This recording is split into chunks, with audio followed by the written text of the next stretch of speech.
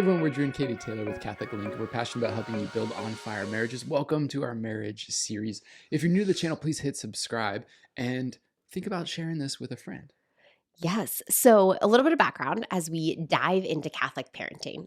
So Drew and I came from families of 2 children. I really didn't know any families that had more than 2 children, except for some blended families. And even then it was like 3 kids. So this reality that we entered into our marriage and went, how are we going to raise our kids Catholic? What is that going to look like? And there was some fear there. There was some concern. And as we've journeyed through this, our oldest, we will caveat, is 5. We have a 5-year-old, a 3-year-old, a 1-year-old, and are expecting our 4th.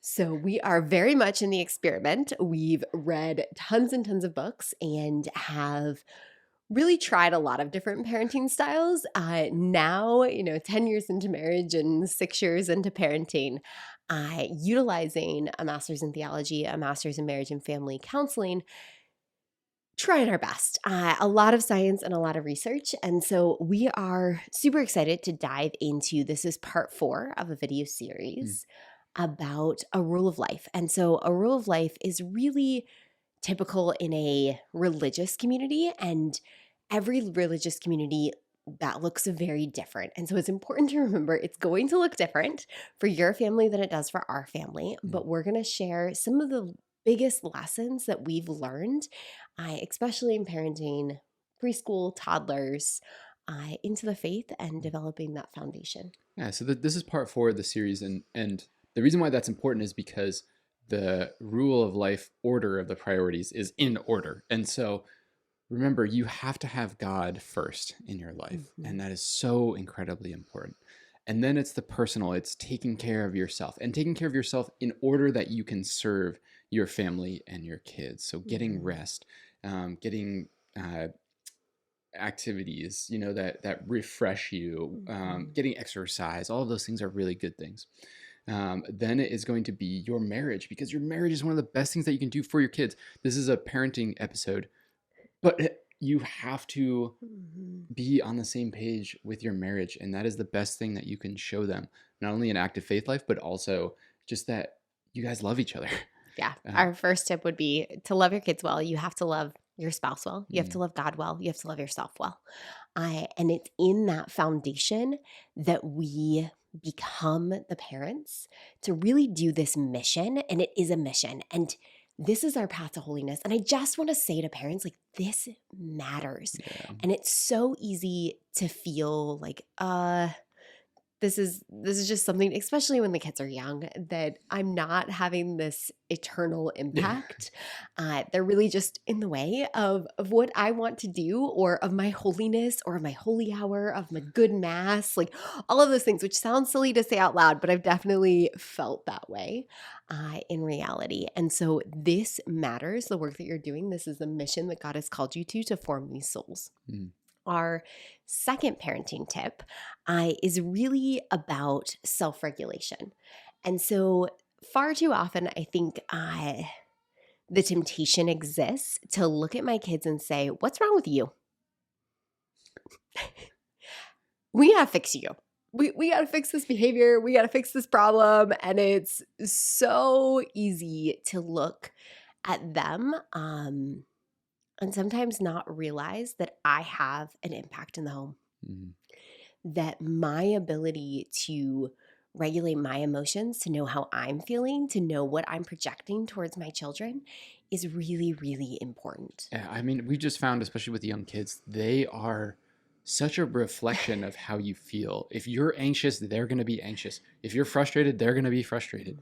And so it's always good in parenting and leadership, in the faith and any of these principles, to just first do the introspection and look at myself and go, yeah, you know what? I am mad. I am frustrated. And I am tired. I'm tired and I'm hungry and all of these things. And to know that they just play off of that so much more than we even realize. Yeah, one of the biggest sayings that I'll kind of repeat in my mind is it's not their anger that's the problem, it's my anger. It's even when they do something that frustrates me, how do I respond and how am I either de-escalating the situation or escalating the situation? And it is a lot of my wounds, a lot of my situation is that I get afraid and I get angry. And when they don't meet an expectation or they do something that's either they're hurting their sibling and I'm afraid for their sibling, or they come at me, I'm afraid for me, and then I respond in anger, and the escalation of the situation can become very detrimental to the family life. And this reality is, I humbly say, like, I do not want that to be the culture of my family.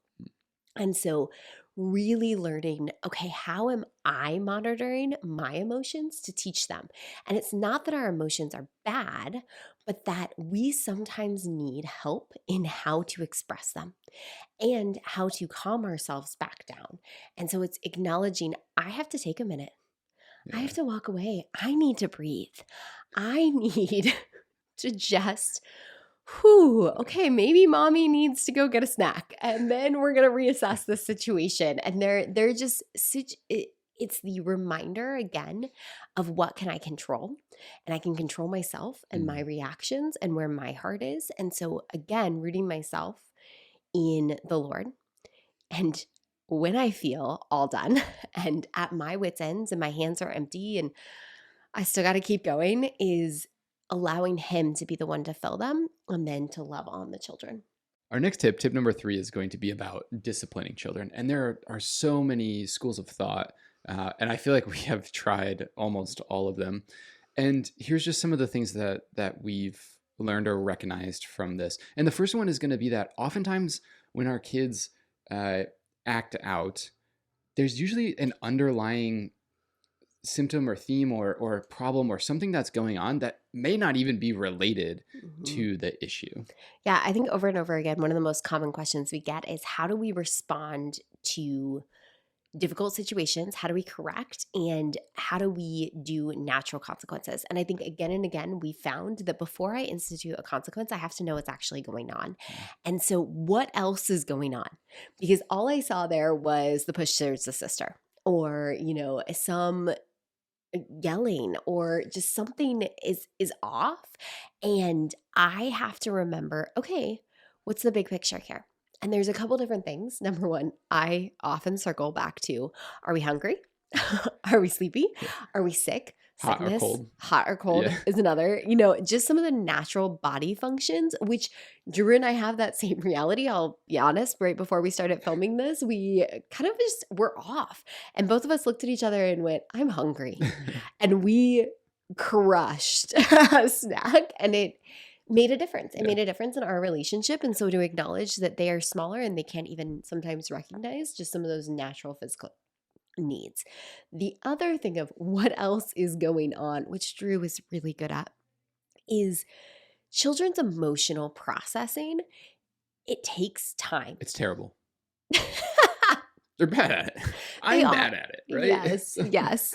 And so sometimes when they act out, there is something that happened days ago that all of a sudden they're bringing to the surface, and Mm. they need to work through those big emotions and these big processing life lessons, because overall our children are thrilled with a new baby, but they also have to learn, what does that mean for me? What does Mm. that mean with my relationship with mom? What does that mean for the family dynamics? And as they question and grapple some of those things, it can come out 3 days later from the Mm. day that they find out what the gender of the baby is to the day that they really process, oh, that's going to change our family dynamic a little Mm. bit. And acknowledging that it might be a couple hours ago, Mhm. dad went to work. I don't understand why that's a big deal. It's a Tuesday. I feel like that's a pretty normal statement of life. And yet it emotionally can affect them. And sometimes it's just coming back to that and helping them walk through those emotions to really go, you're going to need some framework here. We're going to need some words to express how we're feeling. We're going Mm. to need to really have some comprehension, and I'm going to have to feed that a little bit, Mm. which is going to take time and modeling and, Yeah. and some effort. But is very important in helping them emotionally process as adults in the long term. Yeah. And I think overall, it is important, because we are forming them Mm-hmm. and we can't just let them do whatever they want. However, Yes. I think it's also important to just realize that there's a lot of emotion in that little body. And Mm-hmm. so just to help them process that and then to rebuild the connection between you Mm-hmm. two, like it's okay, little buddy, that, I know it was hard that I went to work. I go to work every Tuesday, but I got work during the week. So, but just to acknowledge that, yeah, I missed you too. And that is tough. And, we've got this thing coming up, this camping trip that I'm super, just to try to bring them back into to that connection and that relationship with you. Mhm. And then you can talk about like, okay, but punching your sister is also not okay. So let's talk about that. Yeah. So that, I guess that's again, we've tried a bunch of things and that's just Mhm. been the most effective thing right now. And that's really where we are in tip number 4 is the intentional attachment Mm, and formation. What is my true goal here? yeah, Is it obedience in the moment, or is it forming a soul for a lifetime yeah. of decision making, of virtue, and really focusing in on that? And I think it's really easy to want an immediate change in behavior, but I don't want that to be driven out of fear Mhm, always. And I don't always want it to be just forced. And so there is some formation that has to take place there that is difficult, mhm. but is so worth the time, even though it is frustrating in the moment, honestly.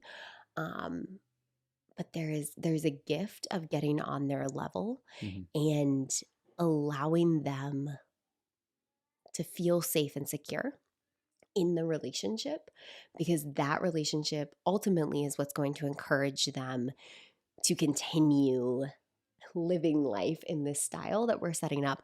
I don't just obey God because of my fear of hell. Yeah. If I did, that's a pretty I mean, it's a starting it's a point. That's starting point, but it's not long term, yeah, and it's not incredibly full. fruitful for my growth. And this idea that I want them to have a relationship with the Lord, and that's why they obey. Like Mm. I want them to have a relationship with me, and that's why they obey. Um, Yeah, I just want to give our listeners out there, if you have young children, like like you're gonna make it. Hang in mhm, there. And mhm. because um I think I found that it's like the Bible verse when they ask Jesus, like, how many times do I have to forgive someone? 7 times? He's like 70 times, 7 times, which is in the Bible is like eternity. It's like how many times are you gonna have to tell your kids to say please and thank yous? Like Mm. 11 billion times. Oh But yeah. but you're building virtue, and that Mhm. takes time. It's a muscle that they are exercising and they're growing. And so just stick with it. And I've just found that as we are trying to form, especially our oldest, our son, I mean we're forming all of them, but thinking about him and trying to impart on him that he needs to help out with the family and help out with the girls and all of this stuff. And now it's cool because I'll be like, Jacob, we need a tissue, and then he runs and grabs it, and all of a sudden, like, he's just been super helpful. So like, there is a light at the end of the tunnel. Just it's that daily laying down of the expectations and the relationship and just helping them grow little by little. And before you know it, you may not even realize it, but like your kids will be growing in virtue, and it's Mhm. just hang in there. Yeah, from a scientific level, I think it's really important to talk about the neural pathways of the brain in this moment, because I think we often say, like, oh, you have to keep saying it and you have to keep saying it. But we don't understand that structurally, we literally have to form their brain. Mhm. And so we have to create these bridges, and these bridges don't exist. And we're laying one string at a time. And in order for that bridge to be stable enough to walk across it consistently, Mhm. we're going to have to lay a lot of thin strings. I mean, we're talking like a very thin strings every time I say you need to say please. Like it is a continuous effort. And as that neural pathway builds, though, that's something that's going to last a lifetime. Mm. And so, what we really are doing here, and it can be frustrating, it can be incredibly frustrating to say, I have to say this again. Didn't I say it 2 seconds ago? And I will never forget a conversation on the drive home with my son. And, we had made a decision about these juice boxes and what we were going to do with these juice boxes and how that was going to look. And literally on the drive, he gets upset again about the juice boxes. And I'm like, Jacob, we just talked about when we're going to have these and what that's going to look like. And he goes, it is really hard for a 5-year-old to remember, Mom. I was like, yes, it is. And I love you. And mommy has to have that conversation took place 3 times on that 10-minute drive home. But this reality that is starting to form a bridge. And again, me self-regulating. How do I respond when I have to teach the same lesson over again and again? And oh, wait, again. And for us, as we transition, I think sometimes I was able to have that patience a lot better when it was one-on-one. And me learning that my 3-year-old and my 1-year-old still need that neural pathway built. And just because they live in a family environment, and yes, it gets easier because the family environment has been formed and the culture has been set a little bit, it still takes some intentionality and my patience with them that I have to be willing to continuously teach them. I can't expect that one time and we got the lesson. It's not scientifically realistic. And so again, just that intentionality. What are the things that we want to be intentional in forming in our children and being willing to do them again and again? Tip number 5 is going to be building a routine for your kid. And this is super important because as we have the goal of building them up in virtue, the theological virtues and the natural virtues, it takes time and it takes consistency. And so just as if anything, if you want to get good at lifting weights, you have to build a schedule and a routine. And so we are just being intentional about doing that with our children so that we can help them grow in virtue and in intellect and in love. And we kind of want to take this whole series. This series is based off of the book A Mother's Rule of Life, which was also discussed by Kimberly Hahn and Grace and Gifted, and really apply the principles that we looked at personally to our children. Mm-hmm. And so now it's building their schedule so that they have a routine that they fall into to make sure that we are forming them in prayer, that we're forming them in the sacraments and their catechesis, that we're taking care of their hygiene, of their health, of their just daily, their clothes, their stuff, brushing their teeth. What do those routines look like? How do they clean? How do they build in these chores? And then as well as their schooling, where are we either doing their schooling, doing their homework with them? How are we supporting them in that process? What hobbies are they getting involved in? What activities? How do their friends groups look? Where are we setting these boundaries? Where is that scheduled into our family's rule of life? Because I think it's this temptation, especially in American culture, to just add. And all of a sudden I look around and I'm super stressed out and I never see my kids because I've signed them up for 50 activities in the hope of reaching this greatness. And yet sometimes we really have to look at, okay, why am I doing this? What is the intention behind it? And what is the gift to this? And having that prayerfully discerned here and then bringing the children into that conversation instead of letting them lead that conversation. I think that's really important because in this series, we've talked about a lot of things and it can seem really overwhelming. Like not only do I have to do all of these things with God and then for myself and then with my spouse, but now all these kids, like there's 24 hours in the day. And so what we tell people is that when you really lay the groundwork for a vision for your family and your core values and who you want to be, then that will be the lens that you look through for everything. So should you sign your kid up for another activity? Well, let's take a look. Is this going to bring us in our family to holiness? Is that good for our family? Is that good for the child? And you can look at all of these things. And if the answer is no, then don't do it. There will be another chance. Yeah. There will be another chance. And I A part of the series, we have reflection questions down below for you to really break down what is the schedule that works best for your kids, for your family. Mhm. And so spending some time with your spouse of what are the expectations that we hold for our children, and do those need to be adjusted? Where do I need to have them grow in certain areas? And how are we going to intentionally do that together as a team? Mhm. Again, if I'm driving this train and he's driving the train the other way, we're going to have more issues Mhm. for our children's sake. And so, again, coming back to our team and our vision, Mhm. what is the vision we hold for our family? And so, we hope that these routines are not something that feel like a burden, but instead allow freedom because we know when X is going to get done. So I don't have to worry about school at 3 p.m. because we did it for an hour in the morning. And that's what we need at this phase. And that's like what the foundation, and that's what we've discerned, and that's what they intentionally need. Mhm.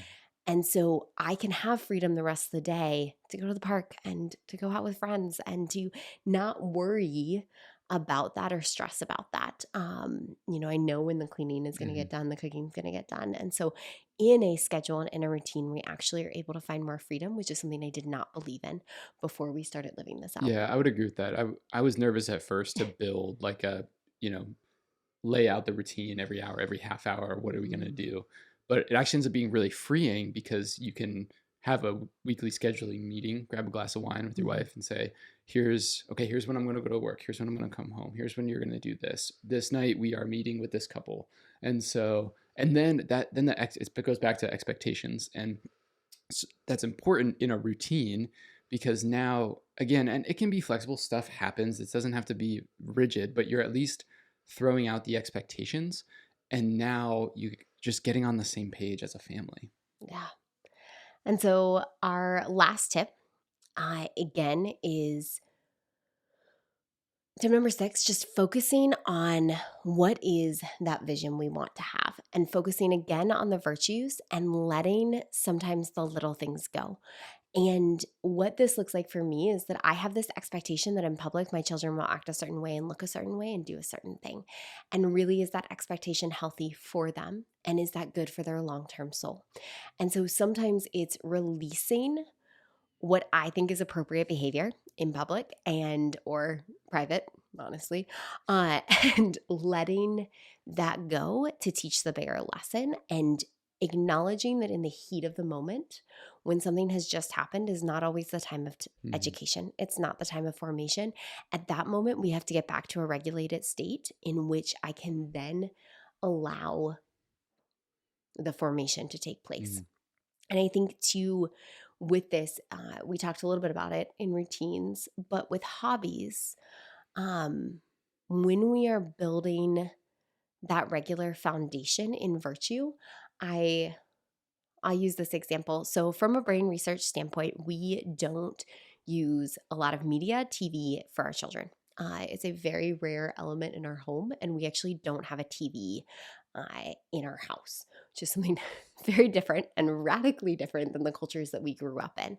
But I always thought that it was easy because the kids don't ask for it at home because it just isn't there. Mhm. And I went on a trip and we were in a hotel room for over a week, and there's obviously a massive big screen TV on the wall. Not once did my children bring it up.